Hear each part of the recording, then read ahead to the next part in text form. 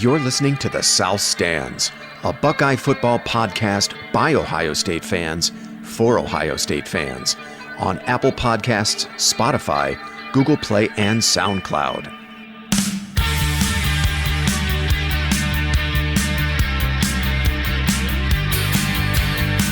All right. Where did we leave off, boys? We left off March the 8th, Sunday. That was our last episode. And, you know, at that stage, we had about, 3 or 4 spring practices in the books. We knew at that stage that Master Teague had an Achilles injury, and we were all kind of opining on what was going to happen with the running game.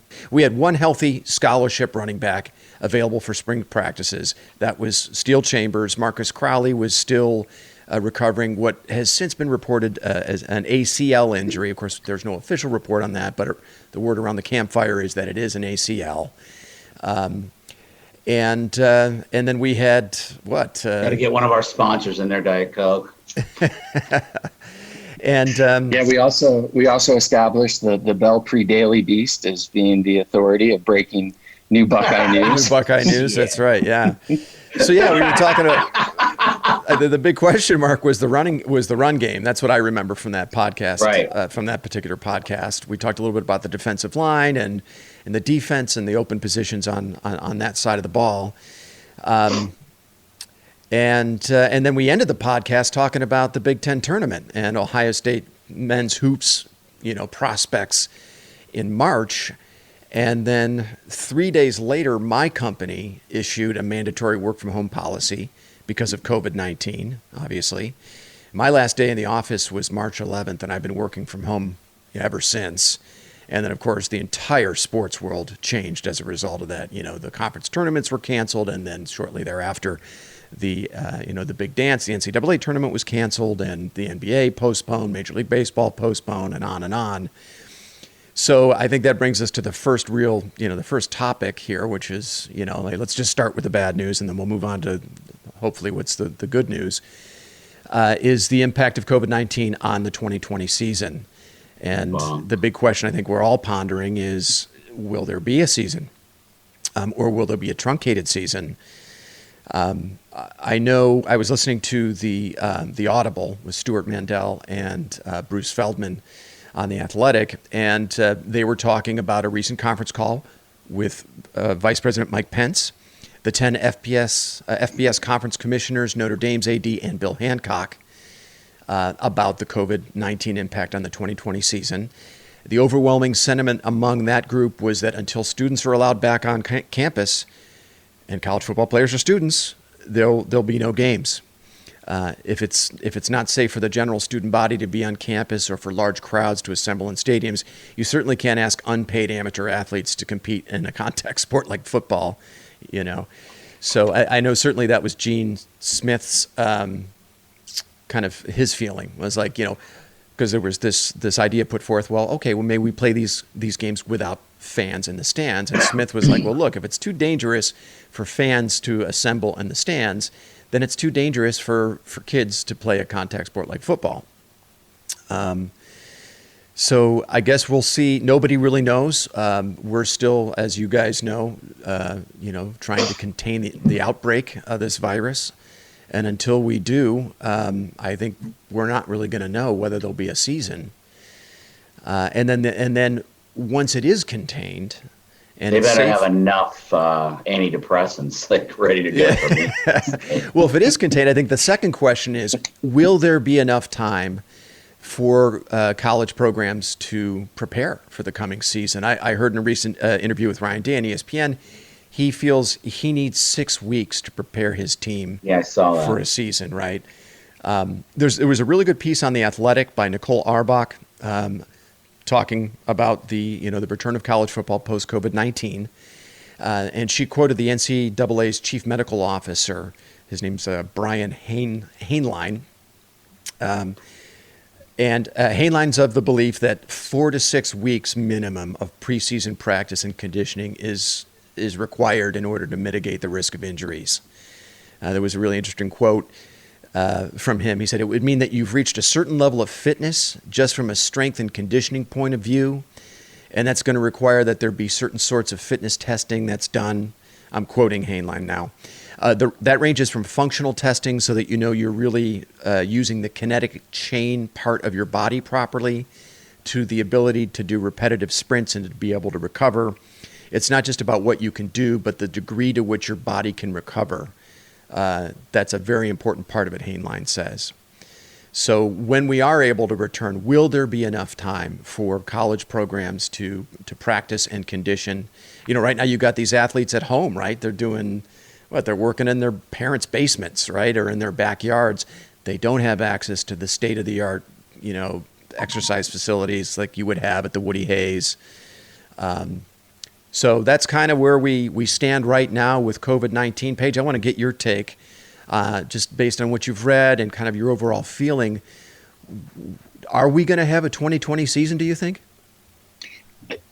I wonder about, so I don't think there's any way that anybody can answer that, but what interests me is,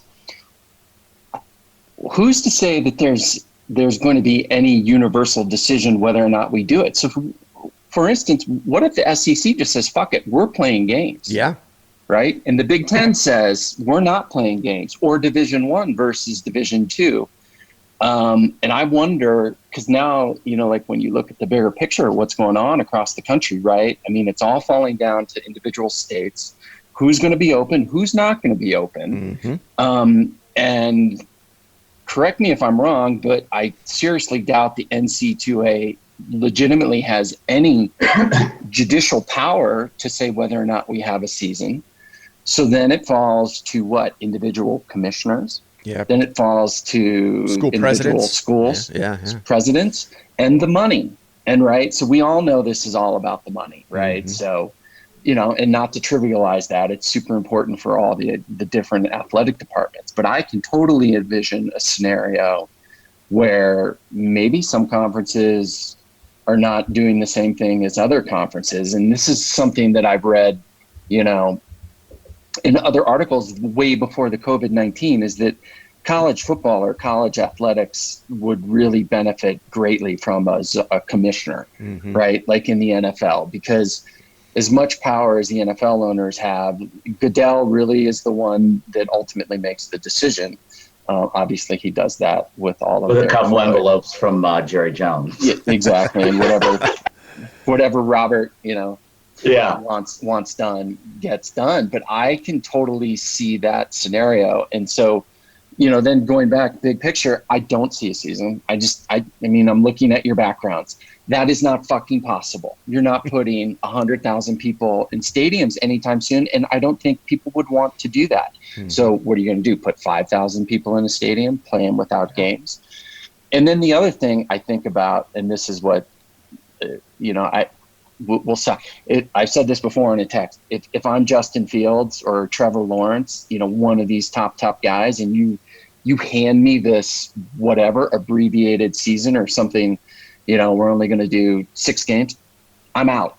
I'm not risking it. Why would I even remotely play this year? Mm. And I'll bet you $1 to donut, we'll never see Justin Fields take another snap for the Buckeyes. Wow. I'll leave it with that. That's your feeling right now. Yeah. Whoa, dude. Wow. Dude, why would you play? Why would you play if you're Justin Fields or Trevor Lawrence? You're the 1-2 picks in the draft. Yeah. Yeah, I think Fields will come back like for the next year instead of doing that. Yeah. So all right, no Chad. Let me get your take on what Paige has said. Where do you stand? Do you think we're going to have a 2020 season? Is it going to be truncated? I believe we are going to have a 2020 season. All right. And whether it's going to be starting this fall, or they're going to have a season where they've talked about a couple scenarios where it starts, I think in like March, and runs through the spring. But there's no way, like Paige, like mentioned earlier, it's all about the fucking Benjamins, and there's no way they let college football go. I mean, that's hundreds of millions of dollars. Mm. And, you know, I don't think things are going to be like, you know, 100,000 people. You know, the society's going to loosen up that much to where that's going to be feasible by, you know, the second or third weekend of August. I mean, I really hope and pray that it will be, but I doubt it. I mean, they've got to play college football. And, part of that, I guess, is just me being, the diehard Buckeye fan I am. I mean, in all reality, probably not. So I say yes as being very selfish. But, in reality, you just, who knows? I mean, I think things are going to like once we get into June, you know what I mean? When is the day that they have to say, hey, listen, we've got to make a decision by that's a good question. July 4th, or because if you have 4 to 6 weeks, it's got to be, the first couple of weeks of June, right? I mean, I would think so. Generally speaking, the fall camps for most programs start in late July, maybe early August. It's usually a solid month of fall practices. So I would think the cutoff certainly would have to be I don't know, the latest would be mid-July, maybe early July. That's a good question. What's the cutoff? What's the cutoff for a whole season, right? Where they would play the entire 12-game regular season, probably somewhere early to mid-July. And then what's the cutoff for a truncated season where maybe we eliminate the non-conference and just play 9 conference games? That's probably. I would be fine with that, but I'm not fine with a 6-game. I mean, just Yeah, I would think, and Paige, to your point, that's an interesting question. Would top prospects, what's the cutoff for them in terms of number of games? I tend to agree with you. If it's a 6-game schedule, I could certainly see, the likes of Fields and Lawrence and other players that are going to be top prospects, top draft picks, just, sitting it out. But I think if you can play a full conference schedule, plus a conference title game and, a bowl season and then a playoff season, a playoff schedule, I would think most of the top prospects would probably still go for that. I'm hoping at least that's what we get. But I don't know. Nobody really knows. I mean, I think a lot of it hinges on whether they can come up with a vaccine. I don't know how realistic that is between now and, early July. Oh yeah, that's at least a year off, they're saying. So yeah, certainly more testing's in order. I know Michael Drake was saying that he felt games could be played without fans in the stands.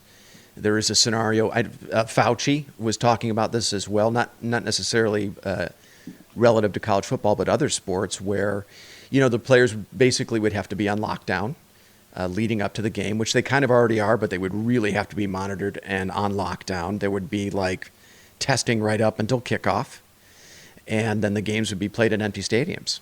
I've read something about MLB and Mike Trout, who's a very, very not outspoken person. He was like, so you're telling me, Arizona is nice, whatever, yada, but going to be locked down in a hotel once I go to the game. My wife's about to have a baby.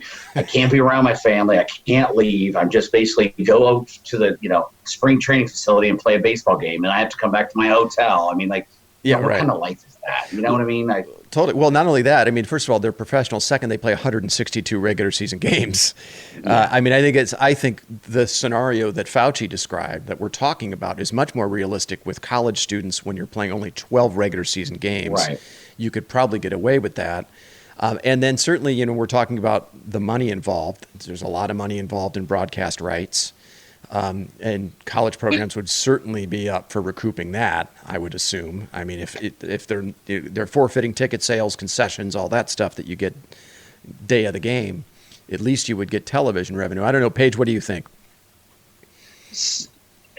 And again,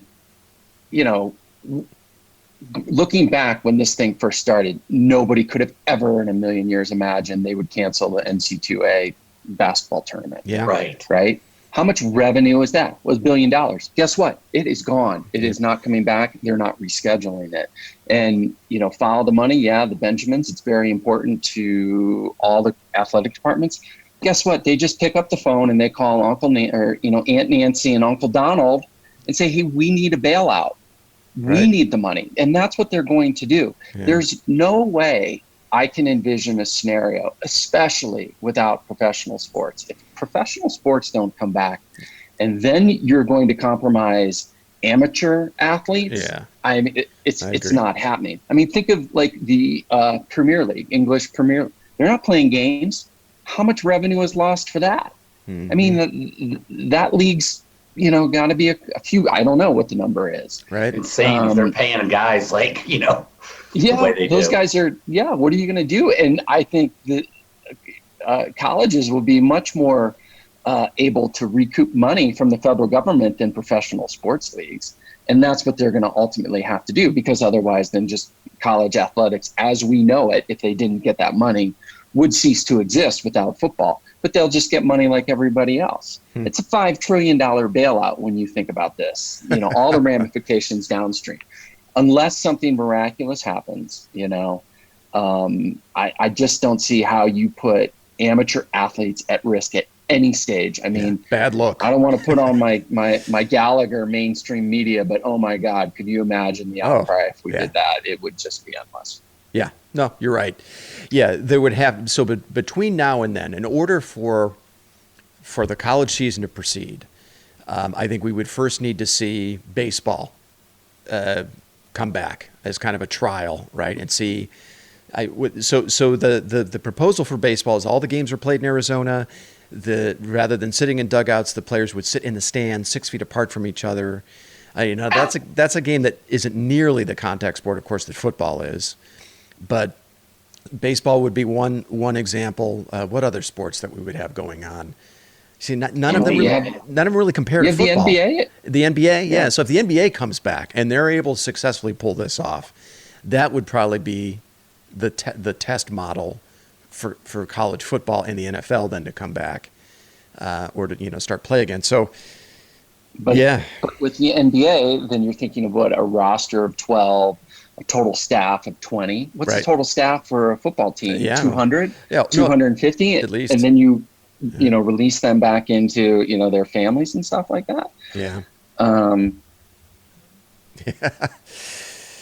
You know what's going to happen? I think like what's crazy, and this is like going away from football, but, everybody, you got these assholes out there protesting, like with Trump, like, oh, you got to loosen restriction. And I get it. Like some of these people that like, they don't have supplemental income and things like that. But I feel like people are just going to rush out to like like those Florida beaches, they're opening up again. I mean, you know what I mean? And then it's just going to like, because they're finding in like South Korea and shit, like in China, but people that have already had it and recovered are getting it again. And it just, I feel that's what's going to happen. And the rule that was, sorry, go ahead, Paige. I agree, not to get off topic of what this is all about, but just in the past 4 days of all the myriad of different people you talk to, friends, coworkers, I feel the dam is breaking. People are I don't know if they're getting fed up, but there is to me a groundswell where, right or wrong, there's things are going to start to open back up, and then who knows? It'll be a second wave. It'll be okay. Yeah, you get that second wave, but it just feels to me like people are, really now starting to feel the stress. And the other thing is, like you said, Chad, there's so many people out there that don't have a paycheck that, look at this differently, but then are they going to? It is so bloody complicated. It is. I was reading a piece that Stuart Mandel shared. It was on the Wall Street Journal. And it was about the inevitability of a second wave. As with any pandemic, there's almost always a second wave of infections. And the projected second wave of this pandemic would be September timeframe in the United States, which is, right at the start of the college football season. So not a lot of positive. It's just, all signs seem to be pointing at this stage to, at the very least, a truncated, delayed season. Chad, you'd mentioned the games being played in the spring. I just don't see how that's possible. So you'd play a full college football season in the spring, then you'd come back and play I think it's like following February. Yeah. Okay. So then you would play that complete season. Well, what about the following season? Would that also be played in the spring, or did you bring them back in the fall? I really don't know. Yeah, I think none of these have been fully explored. I don't even think, athletic directors and presidents I'm not even sure they've fleshed these things completely out yet. Right. And again, like, I'm down for any scenario, but then, okay, say you're playing in the spring. Well, if I'm Justin Fields, didn't I just get drafted number 2 by the Cleveland Browns? Why am I playing? Because the NFL draft would have happened by that point, and the NFL would be, and the other is, what is the NFL going to do? I mean, we only care about college football. What are they going to do? Yeah.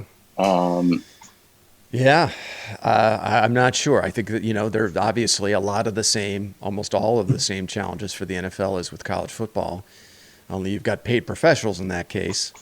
And then, as you said, Paige, you've got you've got a commissioner, you've got a governing body. There's consistency from 1 to 32 across all the franchises in the league, but college football before all of this, as you were saying, Paige, is you've got these kind of disparate conferences that all operate a little bit differently. We were bitching about it around the playoffs, right? You've got some conferences that play an FCS opponent right before, their top teams play their rivalry games. The Big Ten refuses to do that, but the SEC makes a practice of that, and it actually works to their benefit because, their top teams, don't have that late season trip up that Ohio State has had in recent years, trying to make a playoff push. So that's just one example. And now you've got states that all have different views of how to proceed. You got some states that are like, hey, we're good. We're back open for business. You have other states that are much more cautious. Obviously, the infection rate in some states is much greater than the other. You look at what's happening on the East Coast in New York, relative to other parts of the country. That's a total devastation there. What do you guys think about leaving reality for like the next 15 minutes and just talk if like there really was going to be? Yeah. Oh yeah. We're definitely going to do that. Yes. We're definitely. I'm starting to get all depressed to get over here. Seriously. I'm all for that. And we're definitely headed in that direction. I just thought we'd, talk this through. I'm kidding. Yeah. So we'll see. One other thing I heard Fauci say was that, sometimes these infections just they don't resurface. Like you just don't know what the second wave, like when these mutate, these viruses, when they mutate, they often get weaker and they're not as infectious. So nobody really knows for sure, not even the experts, what's going to happen 6 to 8 weeks from now. So that does leave the door ajar for a full season, or at least a truncated season where meaningful games are played. Indulge me just a little bit longer, Chad. If we do go to a truncated season, I'm all good. If we do go to a truncated season and we eliminate the non-conference for Ohio State, that would be a major bummer because that matchup with Oregon, which I think we'd all be looking forward to, would not happen. But Ohio State would begin its season on September the 26th against Rutgers, right? Which would be a good opener, right? Rutgers. Then they'd have an off week. Is that at home or? That would be at home. And then they have an off week, and then they would host Iowa, go to Michigan State, and then go to Penn State.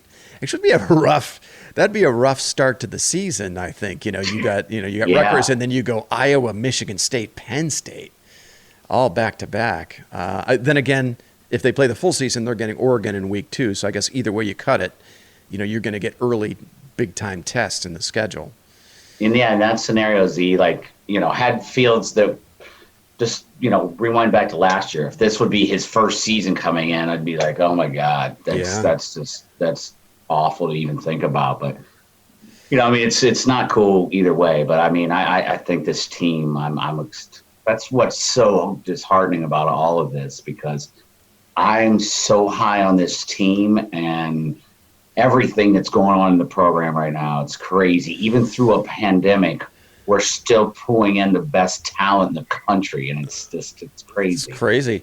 So, all right. Well, so let's move on to that. Let's assume, as you say, Chad. Let's. What did you say? Let's just bring a little positivity. Let's put a little positivity. Let's play pretend here. We're going to fantasy world. Let's go to fantasy land. We're going to fantasy land. All right, we're going to fantasy. Let's do that. Fantasy Island. That's here. A pretty cool land. Fantasy Island. So the last thing we talked about that we were, it seems like a much smaller problem relative to what we're looking at today, but the Ohio State running game was a big topic of conversation on the last pod. What's Ohio State going to do? Master Teague is injured. You got two extremely young guys, one coming off an injury in Crowley with an ACL. Steele Chambers, a guy who's got a handful of carries at the college level. We were all, there's all this hand-wringing about what's going to happen at the running game. You guys were less concerned than I was. I was a little bit more concerned because I really think you have to have an impact player at that position. Well, lo and behold, several weeks later, Ohio State gets a commitment from grad transfer Trey Sermon out of Oklahoma. Sermon was a 3-year player, played all 3 seasons at Oklahoma. He's coming to Ohio State with immediate eligibility. I would assume he'll be your day one starter and will get the lion's share of the carries. In 3 seasons at Oklahoma, Sermon ran for 2,076 yards and 22 touchdowns. He averaged 6.1 yards per carry over those 3 seasons. He also caught 36 passes for 391 yards and 3 touchdowns. Sermon, an immediate impact player out of Marietta, Georgia, as a freshman for the Sooners. He ran for 744 yards and 5 touchdowns during Oklahoma's run to the college football playoff in 2017. He played along Baker Mayfield, as you guys remember, and Ohio State fans will surely remember Sermon's touchdown catch in Oklahoma's 31-16 win over the Buckeyes in the shoe that season. Sermon's best season came in 2018. He rushed for 947 yards and 13 touchdowns, helping Oklahoma back to the college football playoff in that season as well. He played alongside Kyler Murray. In 2019, last year, Sermon's production dropped pretty dramatically. And that, in my opinion, had probably a lot to do with the arrival of Jalen Hurts, who's a run-first quarterback. He certainly took some carries away from Sermon. And then Kennedy Brooks, who was their other back Sermon was sharing carries with, he continued to take more carries away from Sermon. Brooks is a little bit more explosive. He's got more breakaway speed.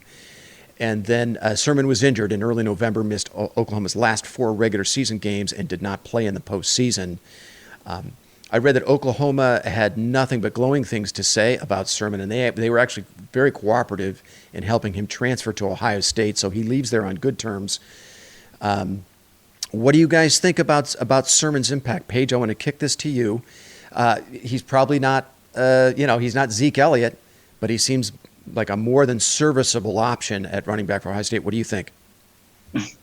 Teed me up perfect. Oh, poor Ohio State fans. We don't have a 5-star, top 5 running back this year. Well, what are we going to do? The sky is falling, right? Which it's like, that's another pandemic. It's just ridiculous. I mean, honestly, especially with that offensive line, like I agree, like it does make a difference to have an impact player.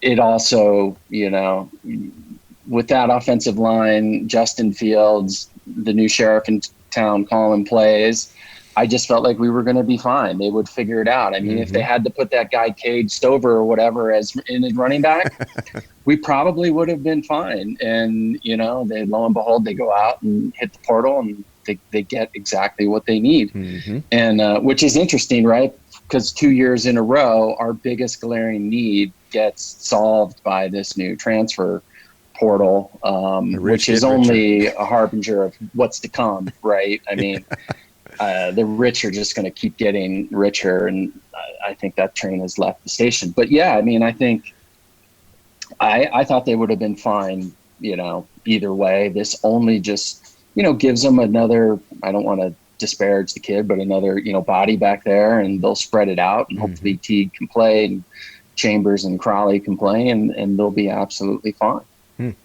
Chad, what do you think?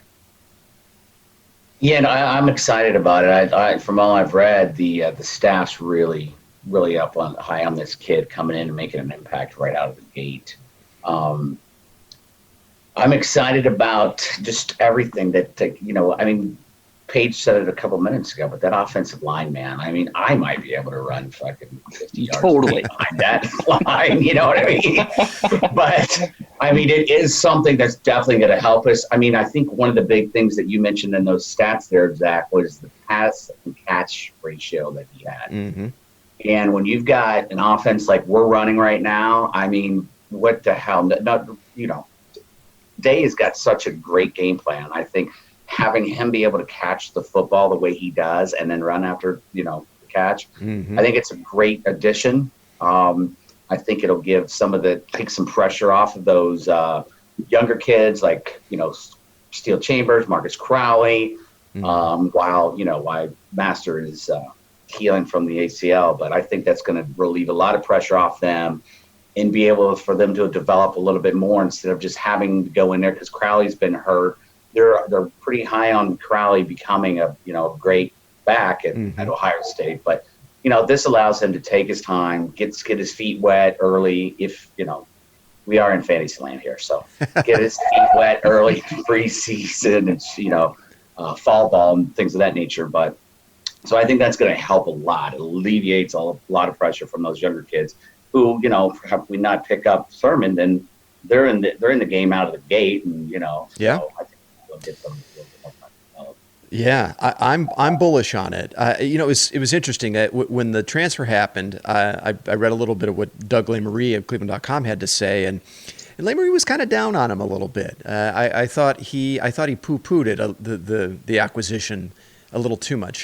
Sometimes he can be a little doom and gloom, but I do like that he is kind of a realist when it comes to the Ohio State beat. You got a lot of other guys on that beat that are just fans like us, and sometimes it's hard to get a gauge on what's really happening. And LeMarie's a dose of reality, but he wasn't as bullish on Sermon. I think he kind of his question is, well, if he's so great, then why is he leaving Oklahoma? Why was he losing snaps at Oklahoma? I'm not in that the boat with LeMarie. I think this is actually a perfect marriage if you consider where Sermon is in his career, the fact that Sermon's never been a feature back. He's always shared carries with other backs at Oklahoma. I think that's just the way Oklahoma likes to operate. They don't like to go with one guy. They like the running back by committee approach. He has ability. He was an immediate impact player as a freshman. He's never known what it's not like to reach the playoffs, because in all 3 seasons at Oklahoma, they've reached the playoff. I do think it's interesting that in his last 2 seasons, he played with a running quarterback. In 2018, he played with Kyler Murray. 2019, he played with Jalen Hurts. And I think that actually hurts Sermon because you've got a guy, both of those players, by the way, Murray and Hurts ran for 1,000 yards in 2018 and 2019 respectively. And then they also had another good back who I've mentioned previously that was also, he was sharing carries with Kennedy Brooks. So Sermon's never been a feature back. I think he's got a skill set that complements Justin Fields perfectly because he is a good receiver out of the backfield. And he's also played with athletic quarterbacks. He's got, quite the resume, actually, if you look at having played with Murray and Hurts. He's got playoff experience. And Ohio State needs an experienced back that is going to take the load off of Justin Fields as a runner. I think in 2020, should the season happen, Ryan Day is really going to try to limit the use of Justin Fields as a runner. He's going to have to lean on Sermon in a major, major way because the other kids on the depth chart, Chambers and Crowley, have very little experience. So this is a great move for Sermon. I actually think he compares favorably to Carlos Hyde if you look at his frame. They're almost identical, 6 feet, 220. And if you even look at the career arc of Hyde, he really didn't have his big coming out season until his senior year, the 2013 season. And also, if you look at Hyde's career per carry average, 6.1, just like Sermon. So neither of them is going to overwhelm you with speed and explosiveness. So I think he's going to be much more like a Carlos Hyde than he would be a Zeke Elliott, but more than serviceable. I think he could have a monster year next year if you consider the weapons around him and the opportunities he's going to have, not being the focal point of the offense like Fields will be in that passing game. I think there's going to be huge opportunities. He does have for the him. blocking in his repertoire too. He's be a good blocker. Honestly, to me, he looks like a Big Ten back. It's funny if you go and look at his tape, against those Big 12 teams and running that kind of that wide open, Big 12 offense that Lincoln Riley likes to run. When he gets the ball, I mean, he wants to run dudes over. He looks to me like he's much more suited to playing in the Big 10 and the Big 12. So I'm bullish on the move. I think, and not only that, he's the perfect one season stopgap solution to 2021, where, as you guys know, we've got two big-time backs coming in on that class. But before we move on to the 2020 recruiting class, because there have been quite a few developments there, do you guys have anything else you want to say about Sermon and the Ohio State running game in 2020? I think you make a good point about playing behind running quarterbacks. I actually hadn't thought about that. So you could absolutely be right about that. And then I also wonder if I'm Sermon, did I enter the portal not knowing where I was going, or did I see the need that Ohio State had and then I entered the portal? That's a good question. Yeah, I would assume that was not a coincidence. Yeah, right. Yeah, if it walks like a duck and quacks like a duck, it's a fucking duck. Yeah, exactly. Yeah, well, Ohio State and if I'm not mistaken about this, and I've read, and Chad, you follow recruiting a little bit closer than I do, but Ohio State was in on Sermon. They recruited him pretty heavily, and they were in on him until the very end, and then he opted to go to Oklahoma. So, they had a pre-existing kind of relationship, having recruited him in high school. But yeah, I mean, come on, like take a look around. Yeah, Urban was high on the guy. Yeah. But no doubt, these kids all have, they keep in touch with each other. They've crossed paths. Now, Sermon, guess what? Where is he from? He's from Georgia. Right? Where's Justin Fields from? Right? I mean, these guys probably know each other, have relationships. They've crossed paths in high school. Anyway, I think it's the best possible outcome for Ohio State. Sorry, go ahead, Paige. What were you going to say? Yeah, I was going to say, are you insinuating there was some tampering going on there between Justin Field, little recruiting? Yeah, well, I mean, the players can talk, right? Totally. Yeah, right. That's legal in college. You can't do that in the pros. But, yeah. I don't even know. Did he even come back before he made his decision? Did he even come on campus? Because I know he'd been there several times before. So I mean, I'm not sure if he actually came back to Yeah, I probably not, because his commitment was late March, and by then a lot of the sheltering place orders were in place. Could he point Columbus out on a map? Is what you're asking, Chad? I think so. Unclear at this point.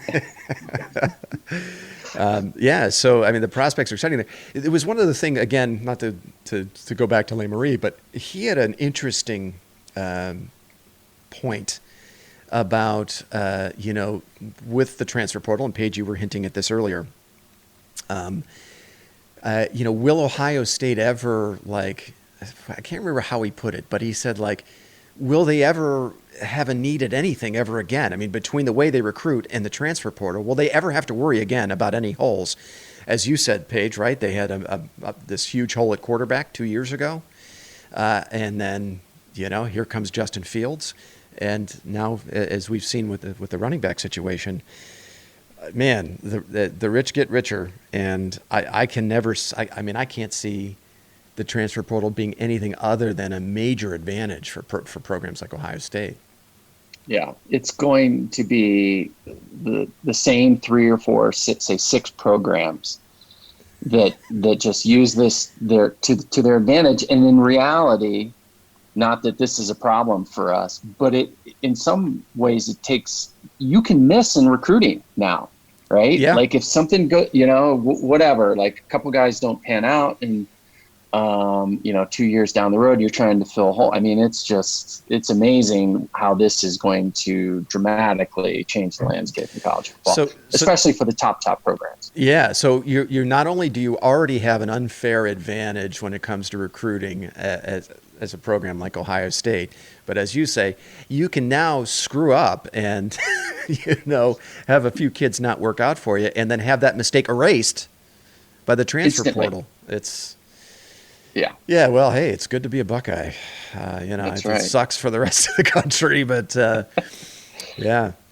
All right. So in addition to the Sermon news, and this all seemed to kind of happen at once, Ohio State got some great news on the recruiting front for the 2021 class at Sermon's position at running back. You know, it's amazing what a difference a month makes. And the cupboard was totally bare as of a month ago, and now it's fully restocked with a player that'll help them this year and 2 players in the 2021 class, Travion Henderson out of Virginia and Evan Pryor out of North Carolina.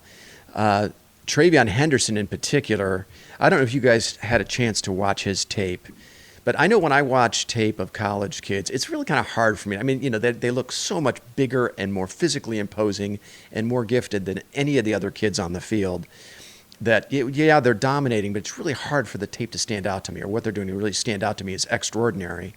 But Travion Henderson's tape really stood out to me. I don't know if you guys had a chance to look at any of that.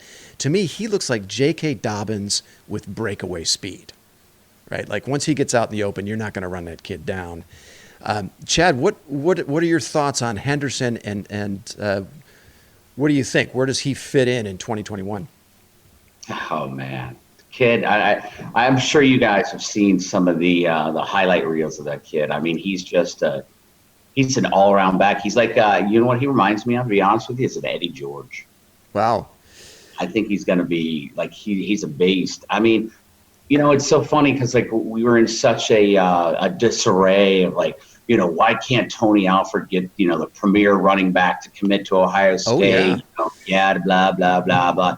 Now he gets the number 1 running back in the country and then the number 4 in Evan Pryor in the same season. It's crazy. I mean, come on, man. That's just fucking amazing.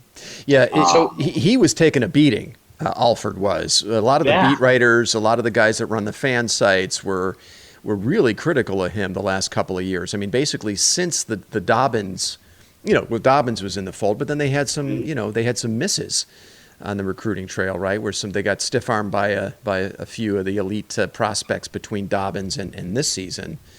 But yeah, I mean, he's come back in a major way, hasn't he? Yeah, everybody's giving him props now. What are they saying about that running back from Michigan? Would they still take him if he wanted to come, number 1, and then number 2, even if he doesn't come to Ohio State? Phil Edwards doesn't go to Michigan. Yeah, is he still? Donovan. I think. I mean, from everything I read, they're done at running back. I mean, are they? Me too. Yeah, I think it was kind of. I think when Henderson committed, that was the end of Edwards, and I mean, how many kids do you need, especially? Right. Well, especially with the other guys that they're getting, right? I mean, It's interesting. It's not only, you know, hey, we'd like you to be a part of this, you know, class and or, you know, Buckeye family, but you better get on board now because there's not going to be that many seats on the bus. I mean, truly, I mean, that's one of the ploys they always use, but in actuality, I mean, now it's real. Like it's real. You better commit, you know, if you've got any interest in Ohio State. And, you know, I read a thing about like the current, like that Kyle McCord is like the, you know, already being the cowboy and like, you know, this group of like, you know, getting everybody like on, like, you know, you guys, we're building something special here. Get on board. This 2021 class is going to be ridiculous, you know, and I think it's been because, you know, the kid that just committed out of Florida, that Tunis Adele. Out of IMG Academy. Yeah. Yeah. He committed before he was even supposed to come up for his official visit. And he said a lot of it was because of the bond that he's developing with, like, you know, Kyle McCord and Jack Sawyer and these guys. And it's, you know, that's pretty cool, man. So it's like, you know, he just said, hell, I'm just going to commit now, man. I'm on board. This is where I want to go. I feel comfortable with everybody right now, the coaching staff, the players in the class as of now. And, you know, and that's to your point, Paige, like, it's like, hey, you know, you better make a decision. I mean, I know it's one of the most important decisions of a young man's life, but, you know, hey, don't get on board like Edwards. Like, he probably wasn't expecting, like, you know, Henderson and Pryor to commit there right out of the gate, you know? Yeah. Because Ohio State was like, so this class right now, and we still got a long way to go. I mean, it's, you know, April 19th, 2020, Ohio State has 11 kids in this class that are all ranked in the 24/7 top 100. That's insane.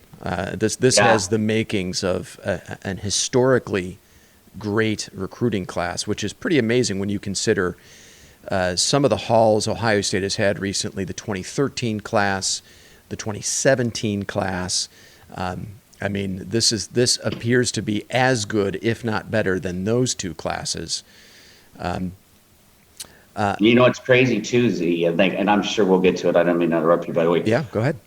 The crystal ball from Carlick right now of the remaining recruits, I think 75% of those are in the top 100. Wow. Yeah.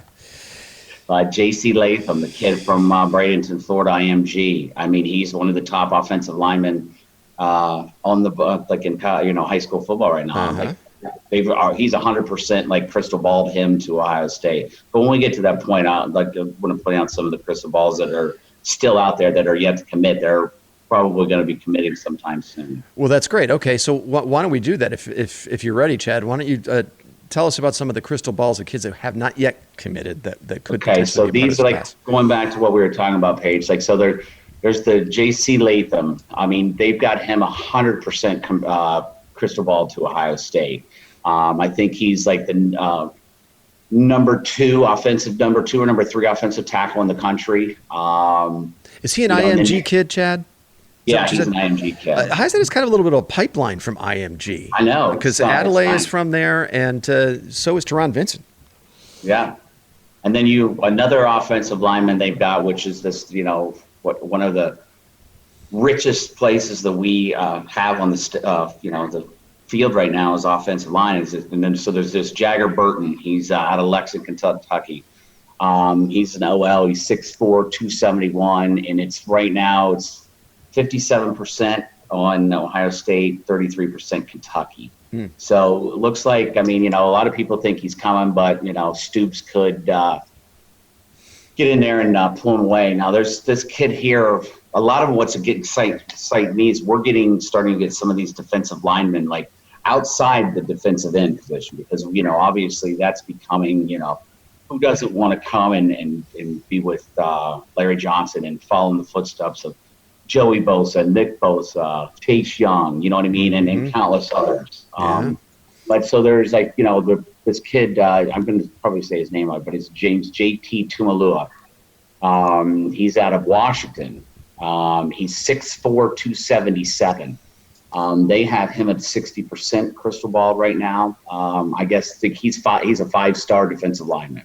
Wow. Out of Washington, so that excites me. Is that Washington State or DC, Chad? No, Washington State. State, okay, got it. So they have it 67% Ohio State, 33% Washington. So there's more help on the way in this class, which is pretty frightening.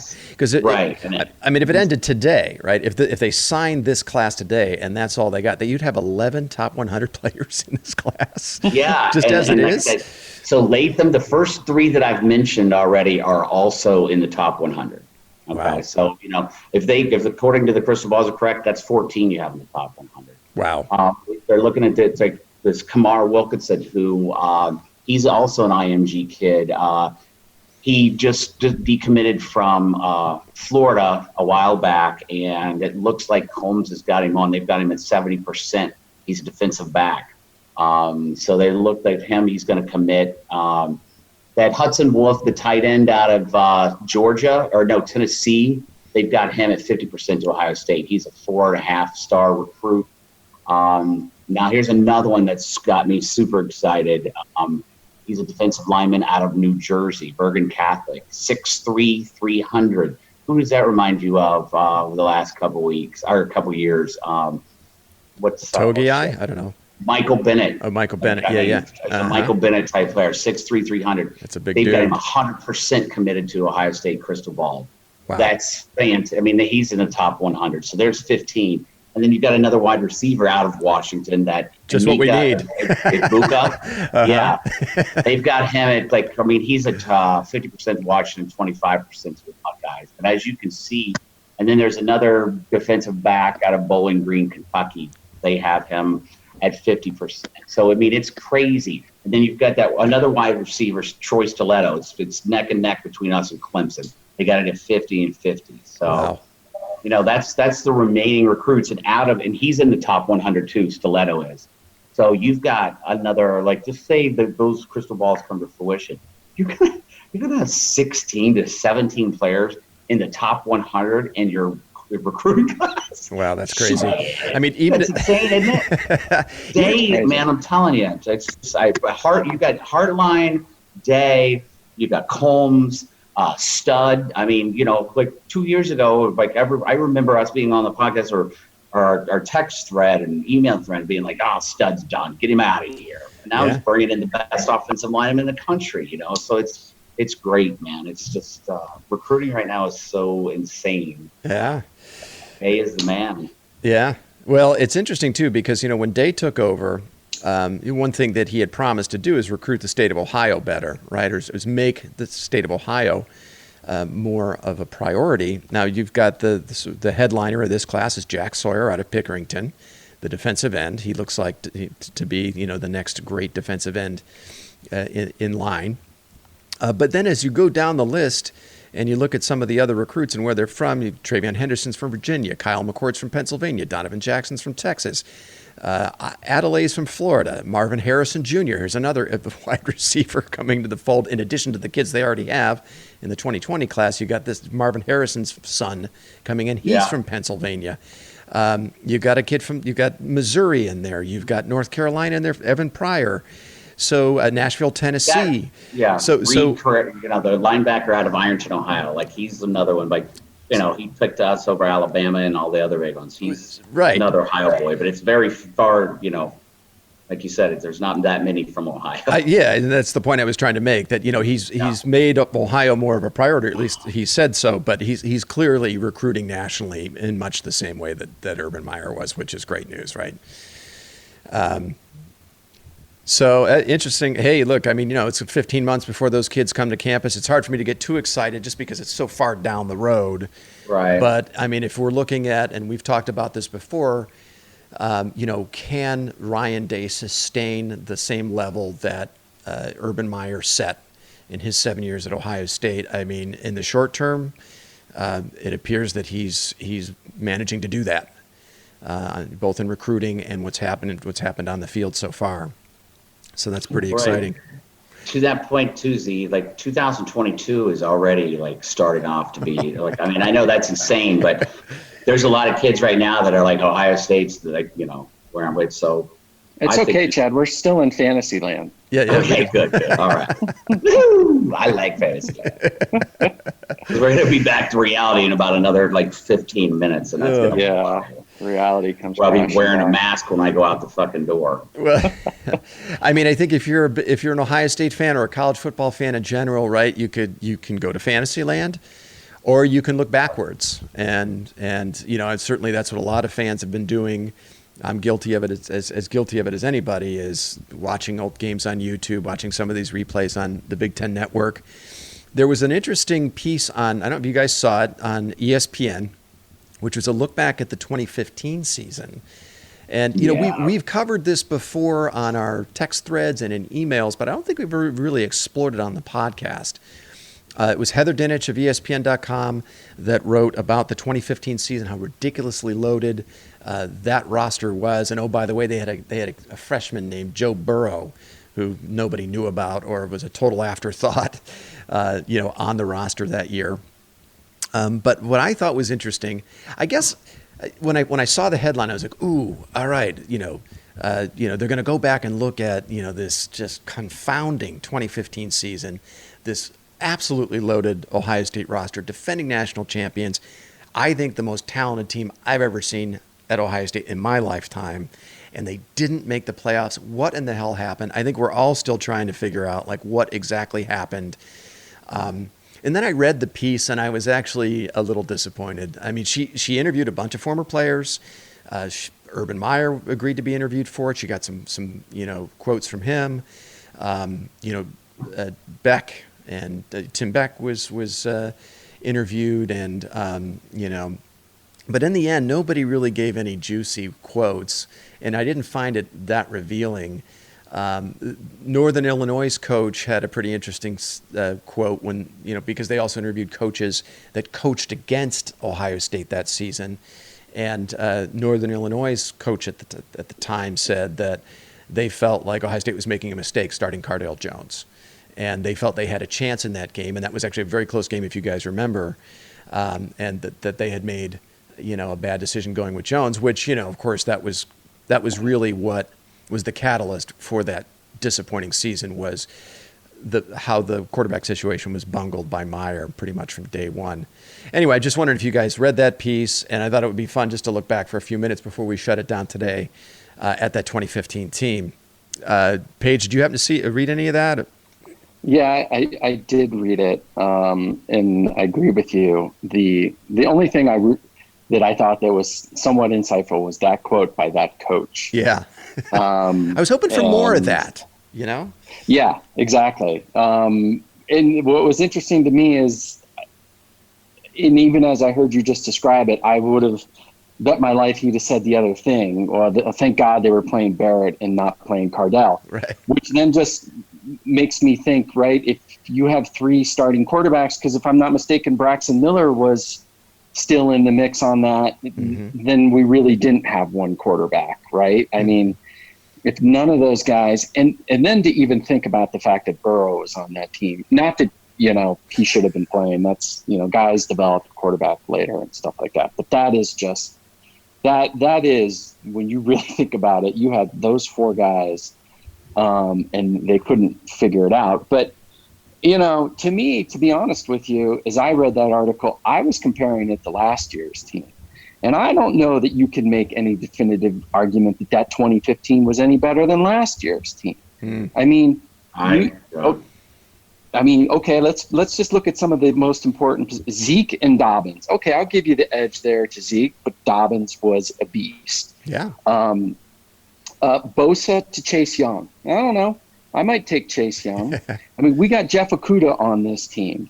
Yeah. And then at the most important position on the field, there's no debate who you're taking. You're taking Justin Fields over all of those guys every day of the week, twice on Sunday. Yeah. So I look back at that 2015 season, and yes, they blew it, and that was a missed opportunity. But that's also coming off of, a lot of changes on the coaching staff. Tom but Herman. To me, the most important piece of that was it's hard to motivate those guys after they climb the mountaintop. They have to come back to school for one more year. They all probably were thinking about going pro, not getting hurt. And Meyer couldn't get them motivated. And then, okay, let's then look at some of the position coaches that he had, and you could probably make a direct line correlation to that was the beginning of the slide for Meyer in that regard, right? It's been well documented that, you got Bill Davis and you got Zach Smith, and he was delegating authority probably much more, which then it takes me full circle to last year, that I think that team last year was as good, maybe not better, but right there. And that was another missed opportunity. And they just played a bad game, against a team that needed 10 mistakes to beat us. And they got all, 10 breaks. That's true. I think if you're comparing 2015 to last year, the 2015 was much better at linebacker. And I would think overall, I was just getting ready to say that. Overall, linebacker. Much better, a better back 7. I know that, Jeffrey Okudah was probably the best of all those if you're comparing the 2 secondaries.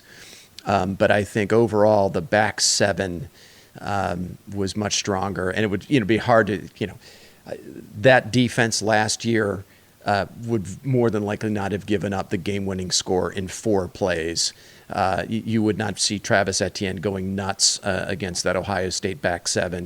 Darren Lee and Raekwon McMillan, those guys Von Bell would not be letting that sort of thing happen. But yeah, we're splitting hairs, right? Both teams were loaded. Now, I had mentioned the 2013 recruiting class and the 2017 recruiting class. Those are the two, stellar recruiting classes. And those were the backbone of those two teams, right? The 2013 class was the backbone of that 2015 class, or the 2015 team, sorry. And then the 2017 class was the backbone of last year's playoff team. Chad, what were your thoughts reading that piece and looking back at the 2015 season? You know, I mean, I don't even really want to like relive it, but I didn't think you were talking about the juicy quotes amongst the players and whatnot. I think they know they all fucked up and dropped the ball, and they should have repeated. And so really, what was there to say? I mean, I think they realized that they let themselves down, they let the coaches down, and most of all, they let us down. Yeah. Yeah. But it was tough. I mean, because we were the most talented team in the country, I believe, and but so that's all I'm going to say on that. But this is while we're still in fantasy land. Okay? I want this season to happen so badly because of how last year ended. Because I think this team is going to be so motivated to just come out and be like, listen, this one got away from us, man. Like, we should have beat Clemson, and we're going to that's what we're going to do. We're going to focus on this each game, and then we're going to go. I'm just so excited. So just please, Lord, let me cash in one of my gold coins and just let's have college football, please. I agree. I don't know what you guys, and I think I said this on the tweet. They played that Ohio State-Penn State game. Doesn't matter what I was, but the whole time I was watching that game, it was just bringing flashbacks to last season. And, if it bothers us as much as it does, to your point, Chad, in Fantasyland, God, it must bother them immensely. And if this season doesn't happen, man, that's a lot of motivation that this would be a definite missed opportunity. Yeah. Yeah. Are we back in reality? Oh, I think we're back. I think we've come full circle now. We're back in reality. I'm going to have to start drinking now. It's like, it's 12:30, so it's after 12. Start drinking. So, well, I mean, a lot of good news on top of, a lot of uncertainty. And that's what everyone's faced with now. It's not just Ohio State that's facing the prospect of potentially not having a 2020 season, or certainly, or maybe even a truncated season. All right, boys. Well, hey, great to be on. I'm going to go for a bike ride. All right. Have a great day. Have a great Sunday, boys. We'll talk soon. All right, man. Good to see you guys. Good to see you guys. Bye-bye.